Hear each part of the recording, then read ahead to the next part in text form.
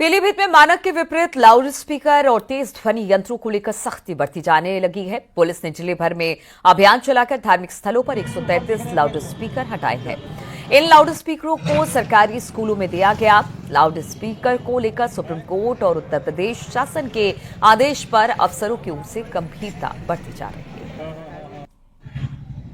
न्यायालय के और शासन के निर्देशों के अनुरूप जनपद पीलीभीत में जितने भी धार्मिक स्थल और प्रमुख स्थान हैं वहां पर लाउड स्पीकरों की ध्वनि को सीमित मात्रा में या तय मानक के अनुरूप कराया जा रहा है। जहां पर ध्वनि विस्तारक यंत्रों की संख्या ज़्यादा है उन्हें संख्या को हटवाते हुए उनको जब्त किया गया है और उनके विरुद्ध कार्रवाई की जा रही है।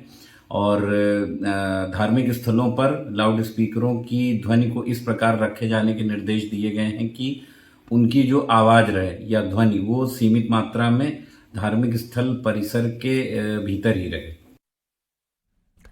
बाराबंकी में विशेष समुदाय के शख्स ने 10 साल की बच्ची से छेड़छाड़ की। किराने की दुकान पर बच्ची सामान लेने आई थी। इस दौरान आरोपी ने उससे छेड़छाड़ की, जिसका वीडियो भी सामने आया है। जब पीड़ित परिवार ने शिकायत की तो दबंग इमामुद्दीन ने लोहे की रॉड से हमला कर दिया। वहीं वीडियो सामने आने के बाद हिंदू संगठनों में गुस्सा है। फिलहाल पीड़िता के पिता की तहरीर पर पुलिस ने केस दर्ज कर लिया। मामला फतेहपुर थाना क्षेत्र का बताया जा रहा है।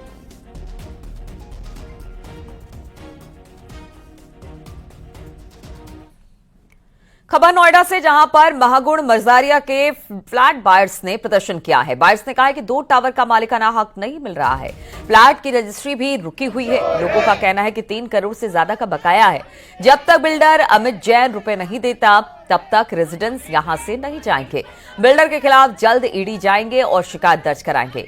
लोगों का कहना है कि प्रीमियम प्रोजेक्ट बताकर बेचा और सुविधाएं बहुत खराब है यहां की। हमारी ओसीसीसी डिले करी हुई है। हमारे फंड डाइवर्ट हुए हैं। एक 3.5 करोड़ की लेबर सेस की पेमेंट जो कि जमा करानी थी, जिसकी वजह से ओसीसीसी डिले हो रहा है। अभी तक वो नहीं कर रहे हैं। हमारे सारे मेंटेनेंस के फंड्स को डाइवर्ट कर रहे हैं, जिससे हमारी सोसाइटी के अंदर बहुत बड़ा हादसा हुआ है। हाल ही में 2 आदमी जख्मी हुए हैं। बहुत बड़ा बॉयलर ब्लास्ट हुआ था। महागुण ग्रुप की जो ग्रुप कंपनी है नेक्स्ट जेन, इनने हमसे 100% पेमेंट लिया हुआ है, तभी उसके ओसी और सीसी नहीं प्रोक्योर कर रहे हैं। अभी रिसेंटली इनको 4 करोड़ का पेमेंट करना है, टोटल 3 करोड़ का लेबर सेस है, पर ये कोई भी पेमेंट ये कर नहीं रहे हैं। हर जगह पे हमें बस यही होता है, आश्वासन मिला जाता है, एक तारीख दी जाती है कि आपकी अगले हफ्ते हो जाएगी, अगले हफ्ते हो जाएगी, पर वो अगला हफ्ता हो नहीं रहा है। 5 साल से हम यहाँ पे स्ट्रगल कर करके अब थक चुके हैं। अब हमारी आज ये आखिरी मुहिम है। इस मुहिम के बाद हम सीधे एनफोर्समेंट डायरेक्टरेट जाएंगे और इनके जितने भी फ्रॉडुलेंट ट्रांजेक्शन है उसके इसमें इनके अगेंस्ट FIR फाइल करवाएंगे। संभल में बाइक चोरी की वारदात सीसीटीवी में कैद हो गई। मामला रजपुरा के CSC का है। वीडियो देख सकते हैं कि किस तरह से पहले बाइक के पास खड़ा होता है चोर, इसके बाद इधर उधर देखता है। ये देखिए, वहां लगे सीसीटीवी में ये सारी चीजें कैद हुई है। फिर मास्टर से बाइक से स्टार्ट करता है, मास्टर की से बाइक स्टार्ट करता है और इसे लेकर वहां से फरार हो जाता है। फिलहाल पीड़ित ने पुलिस को तहरीर इस पूरे मामले को लेकर दे दी है।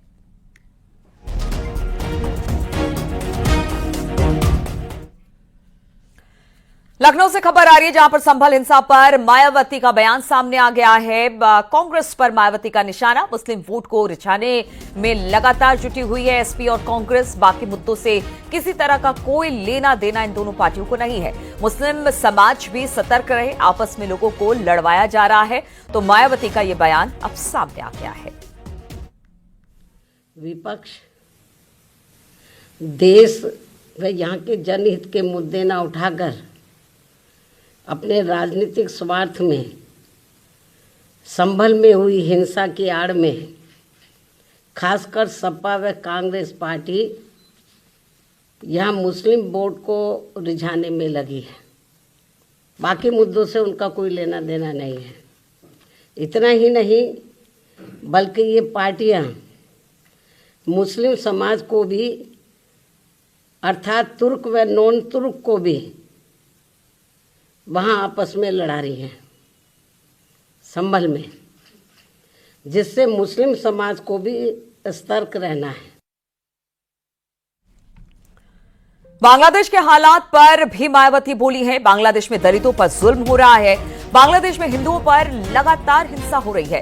बंटवारे के समय ये साजिश की गई थी, जिसका खामियाजा वहां के हिंदुओं को भुगतना पड़ा है। दलितों के साथ साजिश की गई है। बाबा साहब ने इसका विरोध किया तो मायावती ने बांग्लादेश को भी लेकर इस तरह का बयान दिया है।